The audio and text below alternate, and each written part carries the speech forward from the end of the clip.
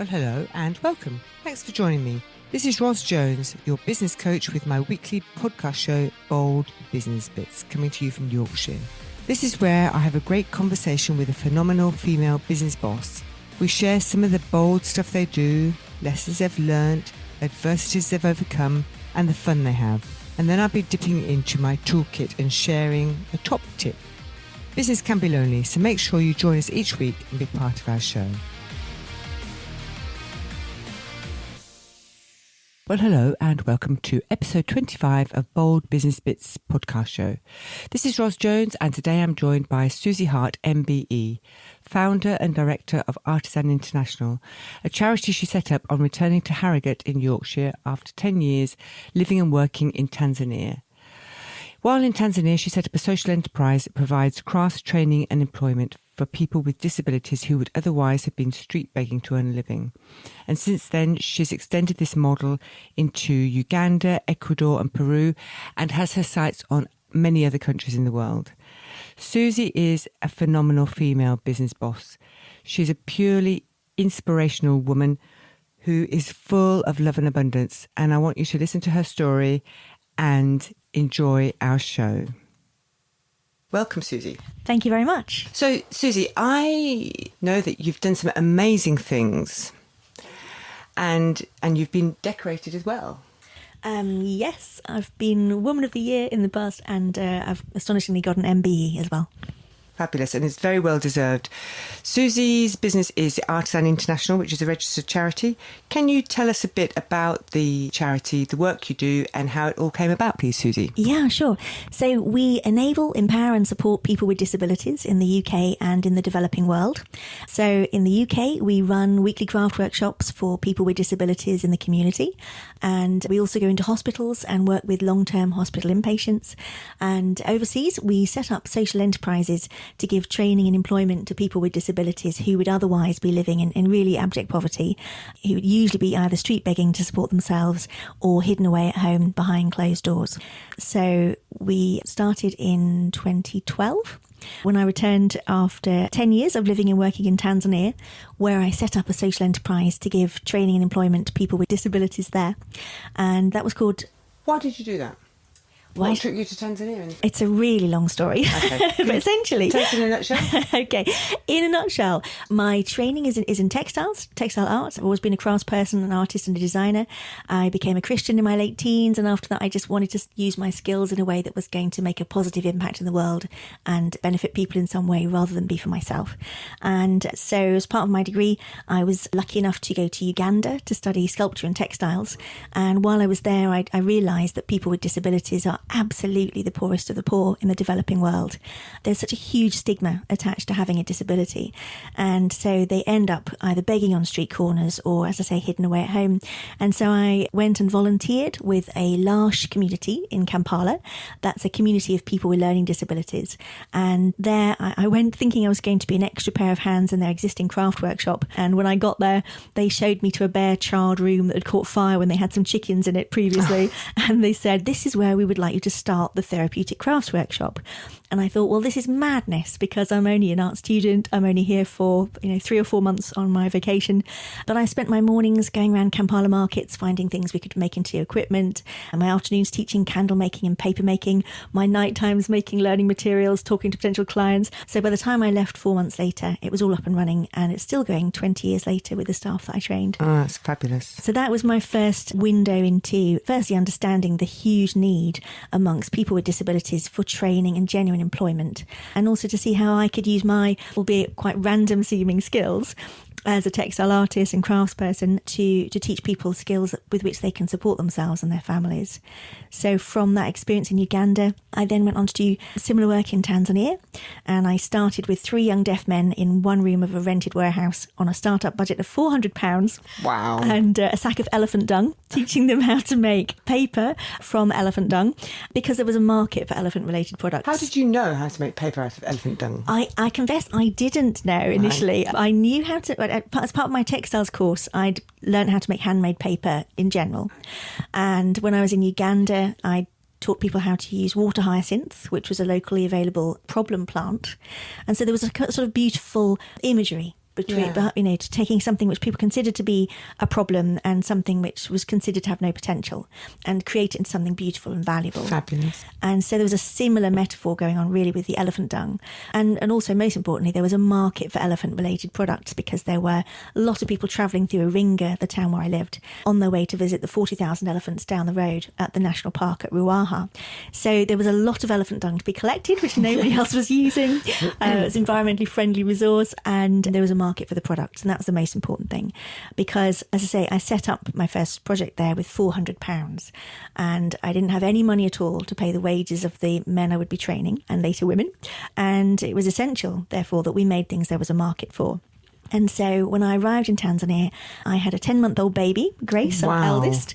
And that was brilliant, because I wasn't expected to start work the first year I was there. I was expected to be looking after the baby and setting up home. Well, I was doing that, but also I was looking at what raw materials are locally available, making prototype products for those materials, finding out what markets there might be. Yeah. And so a year in, when I got started, I'd spent many months up to my elbows in vats of elephant dung, quite literally, working out how to make it into paper, applying the principles that I knew from other types of fibres.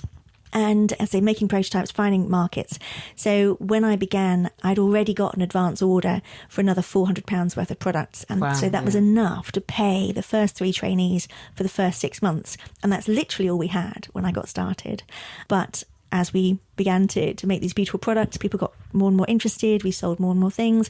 So it grew from there. And I was in Tanzania 10 years. I started a year in. So after 9 years, I was employing 120 people with a huge range of disabilities. It's amazing. So you made a massive impact to their local economy. Well, international economy. Yeah, I guess so, because we do sell in the UK, in the US and other parts of the world as well. Yeah, that's right. Having started with paper making, we added jewellery, textiles, woodwork. We also have a cafe entirely staffed by deaf people in Tanzania as well. Wonderful. Thank you. And you recently? Yeah, so I came back to the UK 7 years ago. Largely because I've got 2 daughters now, and my youngest has Down syndrome, and so we really needed to come back to the UK because we couldn't get speech therapy for her in Tanzania. And it was a good thing, though, to hand that over. It's never a good thing for founders to run things forever. So I handed over to the Tanzanian staff team I trained, and an English couple who came out as well to work alongside them. And that's continuing to grow and do really well.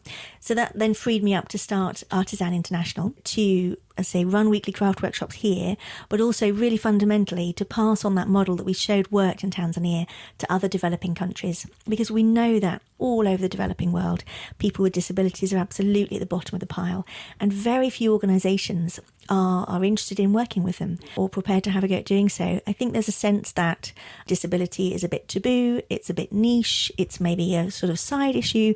And actually, according to World Health Organization figures, 10 to 15% of the entire population in the developing world have a disability.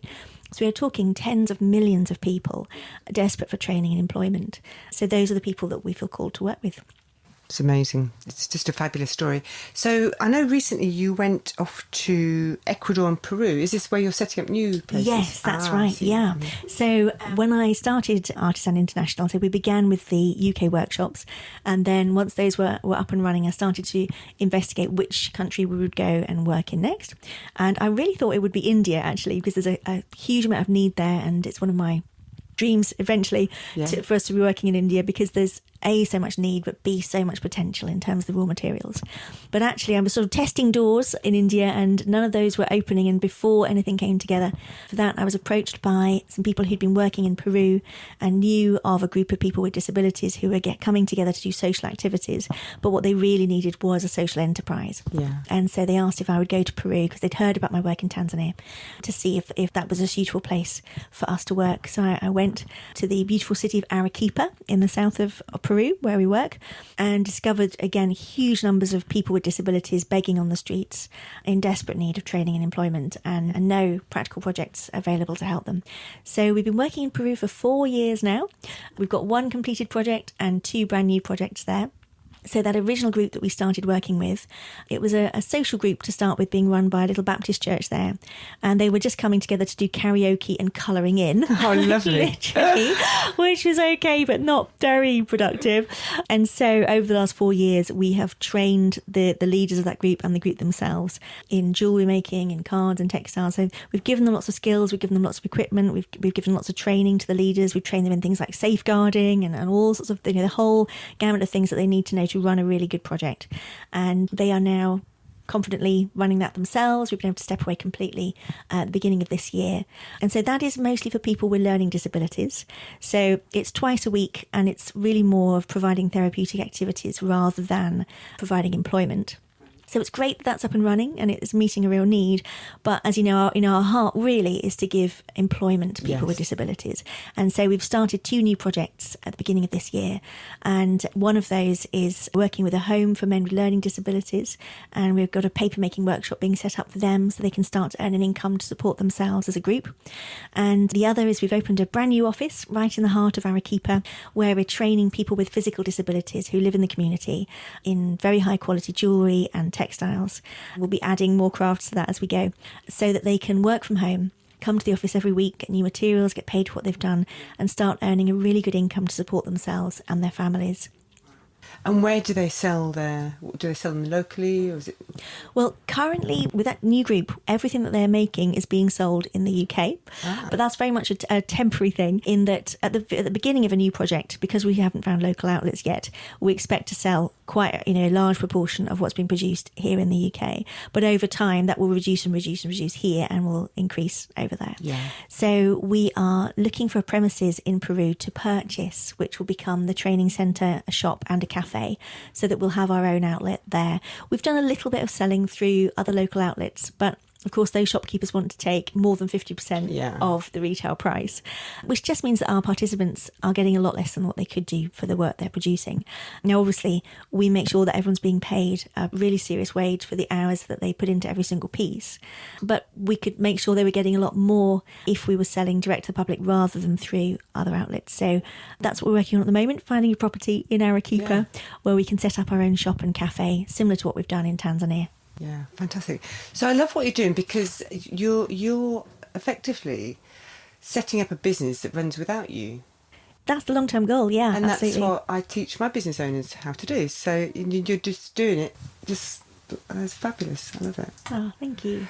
And Ecuador, what's happening there? Yeah, so in Ecuador, we have, as in Peru as well, basically what we do is we train up design graduates and we send them out to work in the developing countries with local people. So we've got Laura in Peru, and in Ecuador we've got Jess and Andy. Okay, so they're from the UK? They're from the UK. So that's just, until we've trained up local leaders to run those projects. Yeah. So long term, they will be able to step away. But at the beginning, that's how we do it. Yeah. I basically try to pass on everything that I learned over those 10 years in Tanzania, which was a very steep learning curve. Yeah. Because ultimately I wasn't trained in business, I was trained in textiles, and I had to learn everything about running a business that employs 100 plus people, on the job. Yeah. So I've tried to distill all that down into training, which I can then give to our volunteers, and then we send them out to pass that on to the local people they're working with. So it's like a franchise. I suppose it is in a way. So you're developing the systems and then getting people, training the people, hiring the people to run those systems. Yeah, that's it's a franchise. Right. Yeah, that's very true.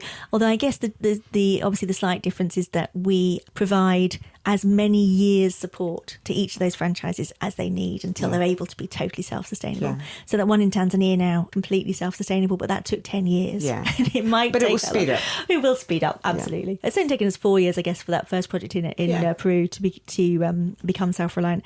But yeah, so in Ecuador, we have Jess and Andy from Harrogate working in a village on the outskirts of the city of Santo Domingo. And basically they've established a paper-making training centre there, and also jewellery. So they train, again, people with physical disabilities and mild learning disabilities in paper-making. And then we set them up with everything they need to have their own paper-making workshops at home. And jewellery as well. So after 4 to 6 months training, we equip them with everything they need, and then we guarantee to purchase a certain quantity of their work every fortnight. So as part of their training, they get business training, they get a bank account set up for them. We help them to register as self-employed with the local government. So at the end of the course, they're completely free just to go off completely on their own and run their own paper-making businesses. Yeah. So it's very emancipating. But there's also that safety net there that if they want to sell through us, they can come every fortnight with the work that they've produced and we'll buy their work from them. So they've got a guaranteed income stream as well. Yeah. So we've trained 3 groups of trainees so far. So it's about 15 people trained thus far. It's about 5 per group. And we have a new group starting in January. We've got about 7 outlets in Quito, the capital of Ecuador, already. We also sell in the Galapagos Islands. We sell in Mindo, the butterfly capital of Ecuador. So considering we only started that in January last year, that's going phenomenally well. Yeah. So it is speeding up. Yeah, definitely. So you're paying them from the UK. Mm-hmm. So tell me about the centre that you have here in Harrogate. Yeah. And so how does it work? Mm-hmm. Yeah, how does the model work from here? Because this is your international headquarters here. It is, this is true. So we have, incredibly, despite the fact that we work in 3 countries, on 2 continents, in 2 different hemispheres, we have a paid staff of 2. Right. And everybody else is a volunteer. So that helps in that we try and keep our running costs to an absolute minimum. We're very fortunate to have been given space in a local health and wellbeing hub. Our running costs are relatively low, but we work really, really hard to make sure that we never make a single object that people won't love and that isn't really high quality. Yeah. We never want to produce things in our overseas projects that we expect people to buy because they feel sorry for the person that's made it. So, as I was saying before, my training is in textiles and design. That goes the same for our volunteers as well. Nothing we do is well-meaning but a bit rubbish. That's not what we're aiming for. We're aiming to produce things which are high quality, beautifully designed, on trend, highly desirable. So that hopefully makes things a lot easier at this end. So when we've got, thousands of cards arriving from Ecuador and Peru, for example, they pretty much sell themselves when we get them in front of the public because they are so beautiful, they're really unique and they're really high quality. Yeah, fantastic. So presumably you're looking for outlets to sell these? Yeah, very much so. Yeah, absolutely. It would be great to have more and more outlets selling the crafts because ultimately that means we can provide employment for many more people who are desperately in need of it. Yeah. And here in Harrogate, the centre is used as well, isn't it? Yeah, that's right. Yeah, we have 4 weekly craft workshops a week that we run in Yorkshire, 2 here at the centre in Harrogate, 1 in Leeds, and then another one in the hospital in Harrogate. And also another one in Ripon as well. Gosh, so many I'm losing count. 5 a week. So we have people with disabilities in the community who come once a week on a Tuesday afternoon and do a range of really beautiful crafts. And we have a group for children as well after school, also on a Tuesday. And it's an opportunity for differently able people to get out of the house or out of their care homes, meet other people, learn new skills in a creative and caring atmosphere. And also they can go and they can meet the public, they can demonstrate their skills. So we do a number of big craft shows and smaller events as well throughout the year, and we encourage our differently able participants to come along and be on the stalls, meet the public, demonstrate their skills. So it's providing them with an opportunity to shine, and also to just educate the public really about the skills and abilities of people that they have perceived to be disabled. And I think that's really fundamentally important because although people with disabilities in this country aren't begging on street corners in the same way that they are in a country like Ecuador or Peru, for example, they're nonetheless incredibly socially isolated a lot of the time. And a lot of that is due to stigma. So, for example, I was giving a talk about our work recently and a lady came to speak to me afterwards and she said, my daughter in her 20s has cerebral palsy and if we go into a pub, we can clear half that pub in 10 minutes. Wow. Now, you imagine that's your daughter, or you are the person who, is experiencing that. I have, as I mentioned, a daughter with Down syndrome, and we have experiences like that much more often than we should do. And it's really shocking, and I think it's largely down to ignorance and awkwardness on behalf of the public. They're not quite sure how to respond to a differently able person. And we just really want to break those barriers down and remove that stigma, really, not least because not only will we make things better for differently able people, but actually the whole of society benefits. Absolutely. If everybody's welcome, everybody's valued and everybody's included. Yeah, and they've got some serious skills to teach other people as well, haven't they? Yeah, absolutely. Yeah, that's phenomenal. And are you going to expand these centres? Yeah, absolutely. We have a long list of countries that have made contact who've requested social enterprises. So that includes Jordan, Palestine, Egypt, Kenya, Bangladesh, Sierra Leone and others. Fantastic. So the reason that we're in Ecuador is because of that long list. Obviously, that was next door to Peru, so logistically it made the most sense. We're considering where the next one will be. Kenya would make a lot of sense because I already speak fluent Swahili after all my years in Tanzania. Yes. And it's been a major challenge for me to learn Spanish so because my head is still full of Swahili. So it would be quite handy language-wise to do Kenya next. And presumably they have elephants there as well. They do. There's elephant dung to be used and there's plenty of market for product locally. But we'll have to see. I really would like us to get the new projects in Peru very well established and Ecuador a bit further established before we look at starting anywhere else. One of the disadvantages to working with a small team on a very small budget is that, sadly it does limit our capability of how fast and how far we can work with the resources that we have. So, we'd love to get more people involved, more people supporting the work that we do, because that will enable us to support, train, employ many more people with disabilities in other parts of the world. Fabulous. And how do people get in touch to you if they're interested in helping, Susie? Well, there are lots of different ways people can get involved. If you're local to Yorkshire, you could volunteer. We'd love to have some extra pairs of hands, whether you're crafty or not. There's jobs in the office. There's all sorts of other jobs as well as hands-on crafts. If you have training or expertise in screen printing, particularly, or other types of design, we are looking for a volunteer to go out for a period of months and work with our volunteer Laura in Peru. So there's a very exciting opportunity for somebody there to help set up our new screen printing workshop. And if you'd like to get involved just by supporting the work that we do with donations, either as a one-off or regularly, that would be so helpful. And people can find out how to do that through the website, which is artisaninternational.org. So that's artisan with a Z, ARTIZAN, international.org, and you can find out there how you can support us and get involved. We're a small charity doing amazing things. Absolutely. Thanks to the people we work with on a huge scale. And so you can be guaranteed that any donation that you make will really, really be put to good use. It doesn't all get spent on overheads. It really does make a positive difference. So get in touch, get involved. We'd love to have you on board. That's great. Thank you so much, Susie. That's been fabulous to speak with you today. Thank you. It's been lovely to speak to you, Roz.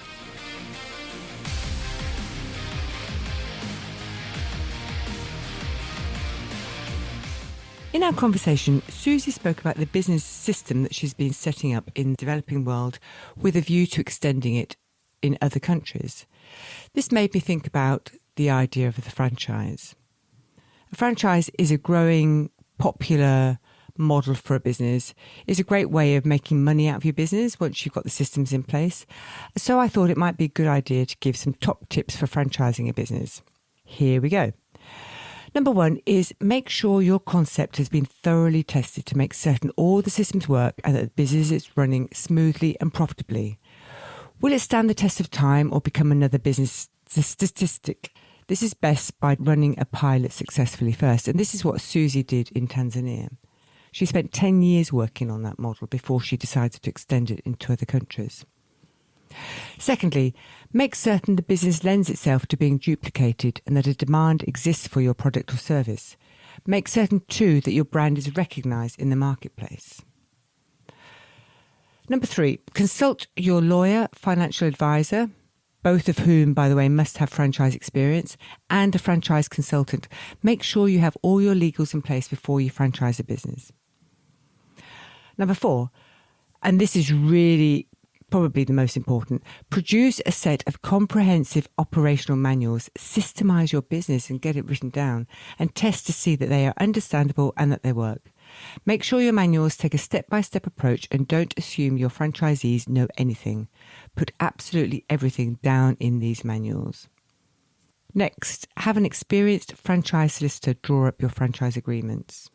And make sure you have enough cash in your budget to sustain the business at least through the first 3 years or until you begin to see profits flowing through the system. Cash is king, as we know. And then next, design your training and support system very well. Seek professional help if necessary. Get a coach. Have them in place before you begin franchising. You can't build these as you go because then your first few franchisees will think they're the guinea pigs. Understand that it is the systems they're actually buying. So if you don't have tried and tested systems in place, what are you selling? And then think carefully about how you're going to select who you will sell your franchises to. How are you going to determine who is suitable and who is not? This is really most important as the results and experiences of your first few franchises will determine the longer term success of your business. If they fail, chances are so will your business. But if they're a roaring success, your business will flourish. So think carefully about this. Are you chasing money so you can expand your business rapidly, or are you looking for certain qualities in your franchisees? And if so, what are they? Remember, these people will set the ball rolling for you. This is a crucial point. And then next, design, marketing and PR systems that are above reproach. They must be as professional as possible. Give a lot of thought to how you're going to cultivate your relationships with your franchisees so they can remain as friendly as they possibly can. Much is going to depend on this, and if your system is lacking here, it's going to severely test you in the years to come. Keep your lines of communication as open as possible. Next, how are you going to ensure that your franchisees are able to remain at the forefront of the market? What provisions have you to ensure that your research and development is as good as it can be? And will this be good enough?